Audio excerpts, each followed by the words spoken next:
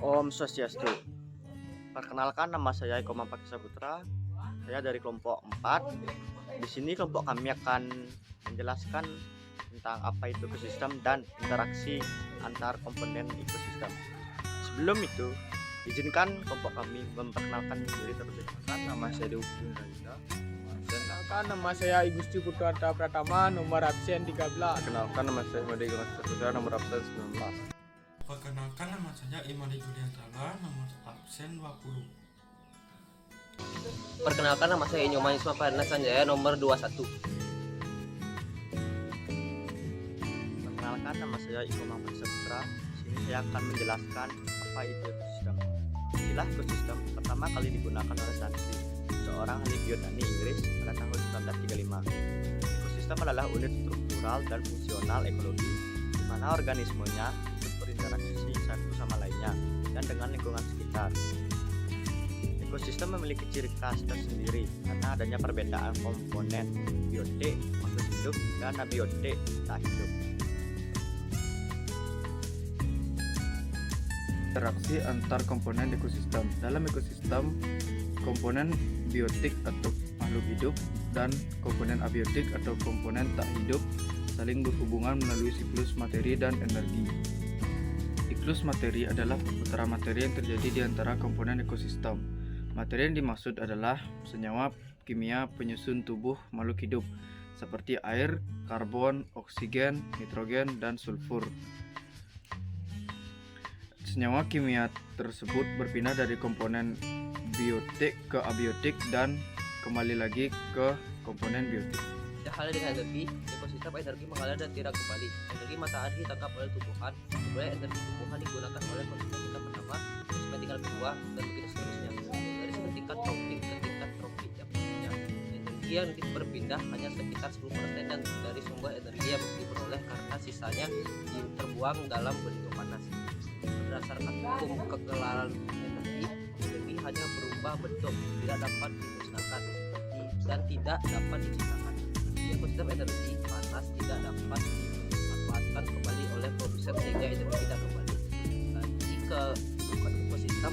Pada ekosistem terjadi peristiwa makan dan dimakan yang disebut dengan rantai makanan. Rantai makanan saling berkaitan sehingga membentuk jaring-jaring makanan. Piramida makanan adalah diagram yang menampilkan susunan tingkat tropik satu dengan tingkat tropik berikutnya berdasarkan jumlah massa atau jumlah energi pada setiap tropiknya. Tingkat tropik adalah posisi organisme dalam rantai makanan atau jaring makanan. Tingkat tropik 1 adalah produsen seperti tumbuhan. Tingkat tropik 2 adalah konsumen satu yang memakan produsen.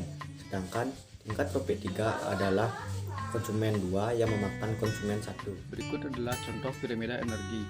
Pada piramida energi, ukuran setiap blok menunjukkan energi yang dimiliki oleh tingkatan tropik tersebut.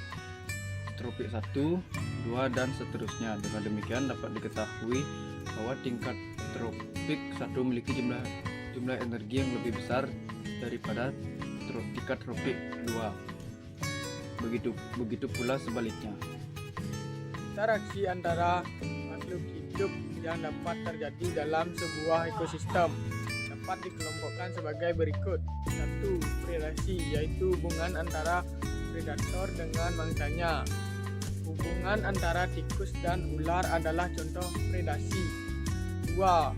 Kompetisi, yaitu hubungan persaingan seperti hubungan antara pohon dan rumput yang bersaing mendapatkan unsur hara dan air di dalam tanah. 3. Netral, yaitu hubungan tidak saling mengganggu. Contohnya adalah interaksi pohon dengan ular.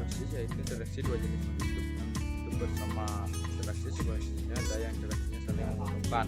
Simbiosis mutualisme ada yang dalam interaksi satu organisme mengalami kerugian sedangkan yang lainnya mengalami keuntungan.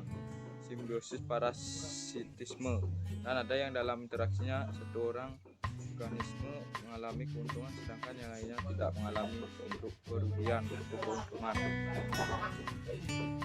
Antibiosis yaitu interaksi dua jenis makhluk hidup tersebut mengeluarkan racun untuk membunuh makhluk hidup lainnya.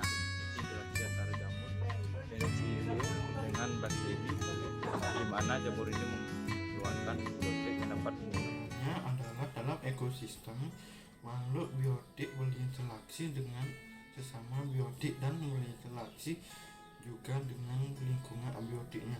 Jadi setiap komponen saling membutuhkan. Misalnya jika tidak ada hewan maka siapa penyedia CO2.